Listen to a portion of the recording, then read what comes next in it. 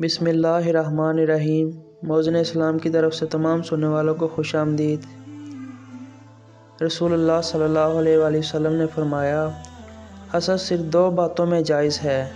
ایک تو اس شخص کے بارے میں جسے اللہ نے دولت دی ہو اور وہ اس دولت کو راہ حق میں خرچ کرنے کی قدرت بھی رکھتا ہو، اور ایک اس شخص کے بارے میں جسے اللہ نے حکمت کی دولت سے نوازا ہو اور وہ اس کے ذریعے فیصلہ کرتا ہو اور لوگوں کو اس حکمت کی تعلیم دیتا ہو۔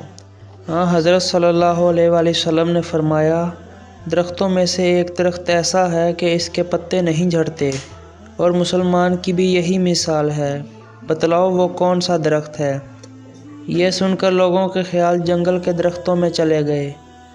عبداللہ نے کہا کہ میرے دل میں آیا کہ بتلا دوں کہ وہ کھجور کا درخت ہے، لیکن وہاں بہت سے بزرگ موجود تھے، اس لیے مجھ کو شرم آئی۔ آخر صحابہ نے عرض کیا، یا رسول اللہ آپ ہی بیان فرما دیجئے۔ آپ صلی اللہ علیہ وآلہ وسلم نے بتلایا کہ وہ کھجور کا درخت ہے۔ بر وقت ویڈیوز کے لیے ہمارے چینل موزن اسلام کو سبسکرائب کریں، بیل آئیکن پر کلک کریں اور اپنے دوستوں کے ساتھ شیئر کریں۔